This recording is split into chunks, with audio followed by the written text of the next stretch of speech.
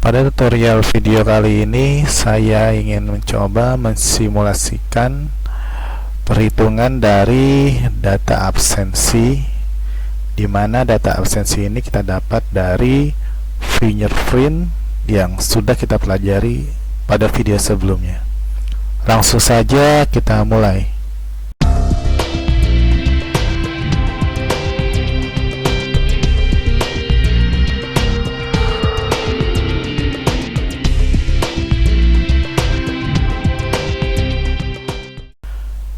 Pertama-tama di sini saya sudah menyiapkan sebuah layout data, di mana contoh data ini kita dapat dari fingerprint data sistem yang sudah kita olah dan kita aplikasikan menjadi tabel seperti ini.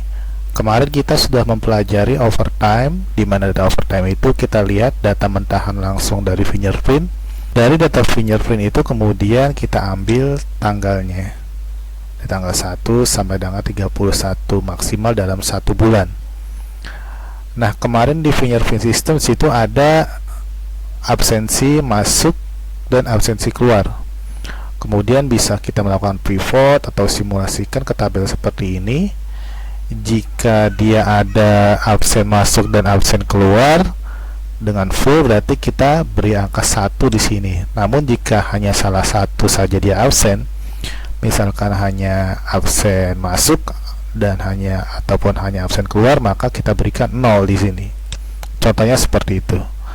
Dan di sini free ini adalah maksudnya libur. Dan sini sudah berikan juga cuti, dan di sini juga kita berikan alpha. Dan di layout ini pun saya sudah memberikan petunjuk, di mana petunjuk yang keterangan pertama adalah apabila di dalam tabel ini ada keterangan sakit, maka tidak kita masukkan dalam perhitungan. Kemudian cuti dan libur. Tapi apabila dalam tabel absensi ini ada alpha ataupun 0 yang sudah saya sebutkan tadi, maka berarti include dia masuk dalam perhitungan. Dan di sini angka 1 apabila melakukan absen masuk dan absen pulang seperti yang saya jelaskan tadi. Dan ini maaf belum saya ganti. Apabila sini 0, berarti hanya melakukan salah satu absen saja, baik absen masuk ataupun absen pulang. Dan sini saya memberikan nama contoh dari pegawai, yaitu Tono, Tini, dan Tina, dan jabatannya misalkan staf, OB, atau supir. Dan sini adalah analisanya. Baik, dari data yang sudah saya jelaskan tadi dan sudah saya paparkan, di sini sudah saya buat contoh ya. Misalkan si Tono dari tanggal 1 dia ada free, tanggal 2 sampai tanggal 6 dia masuk, tanggal 7 cuti, tanggal 8 free juga, 9 10 masuk, tanggal 11 free libur, tanggal 12 sampai 14 masuk, 15 libur, 16 masuk, 17 libur, 18. Nah, ini adalah alpha atau dia tidak masuk dan tidak ada keterangan sama sekali.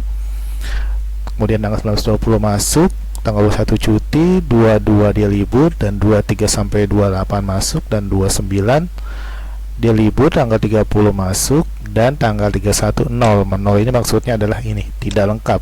Bisa jadi dia hanya melakukan absen datang namun tidak melakukan absen pulang. Dan untuk Tini dan Tina seperti itu saya random, hampir sama seperti Tono, hanya saya bedakan kolom per tanggalnya. Kemudian di sini ada saya bikin kolom absen full. Maksudnya absen full ini adalah hanya perhitungan dari tanggal 1 sampai tanggal 31, dan sini saya bikin rumus count A. Count A ini sudah saya pernah jelaskan pada video saya sebelumnya. Bisa dilihat pada link di atas kanan ini. Count A itu maksudnya seperti apa? Dia dapat menghitung kriteria semua yang ada di dalam kolom ini, baik angka maupun teks. Kemudian kita hitung, kalau standarnya ini ada 31 karena menghitung bulan dalam kalender. Kemudian tentunya dalam suatu absensi ada yang kita take out ataupun kita tidak melakukan perhitungan. Di sini saya buat contoh ya, misalkan sebenarnya tidak banyak kolom kayak gini, kalian bisa hanya buat satu kolom dan kalian bisa gabungkan. Tapi ini kenapa saya buat 3 kolom agar menjadi detail dan pemahaman yang lebih jelas bagi teman sekalian yang ingin mempelajarinya. Jadi tidak usah banyak seperti ini, bisa dijadikan satu. Contoh di sini adalah sakit. Di sini saya bikin rumus CONIF, kemudian kita cari range-nya dari tanggal 1 sampai 31 dan kita cari yang sakit. Kita lihat di sini ternyata untuk si Tono ini tidak ada sakit, tapi yang ada hanya si Tina sakit. Kita lihat di sini ada sakit 1 per tanggal 9. Kemudian yang kita dispensasi untuk tidak melakukan perhitungan absen adalah cuti. Lihat, kita lihat di sini contoh si Tono cuti ada 2, berarti benar ada 2. Kemudian selanjutnya free di sini bisa dia meliburkan diri yang sudah diizinkan ataupun free libur nasional. Di sini bisa kita lihat. Kemudian tentunya ada dispensasi absen dan tentunya tidak ada juga yang tidak, maksudnya tidak didispensasi seperti alfa maupun angka 0 seperti ini, sesuai dengan keterangan yang ada di petunjuk sebelah sini. Yaitu kita lihat alfa, si Tono apakah ada alfa? Ternyata ada alfa di tanggal 18. Nah, bisa kita lihat di sini alfa 1. Kemudian untuk si Tini juga ada alfa 1. Nah, kita lihat untuk yang absensnya 0 ataupun tidak melakukan full absen hanya salah satu. Kita lihat si Tono di sini ada tanggal 31 ada 1. Kemudian paling banyak ada si Tina, ada 3 di sini. Ya. Dan layout ini pun selain secara sistem ya, misalkan ternyata di perusahaan itu masih manual, jadi memakai absensi, memakai clock mesin yang melakukan kertas yang persegi panjang tinggal dimasukkan gitu. Nanti biasanya sistemnya masih manual dan biasanya akan seperti ini bentuknya jika untuk HRD melakukan perhitungannya. Kemudian setelah itu kita tambahkan total kehadiran. Total kehadiran ini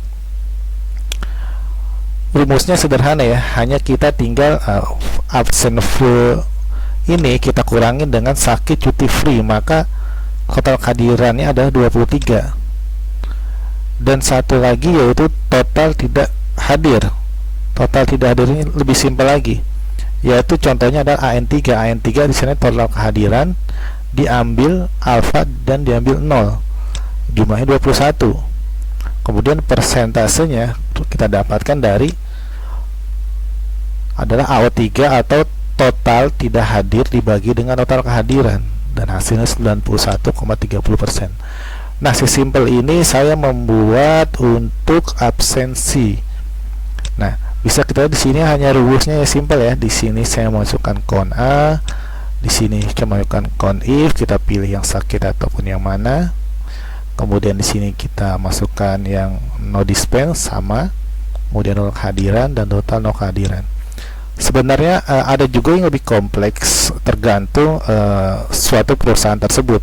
Bisa kita tambahkan di sini masih ada berapa cutinya, kemudian kita lihat persentase izin dan lainnya, kemudian dari divisinya apa, kemudian kita bisa tambahkan juga persentase dari suatu kondisi tertentu.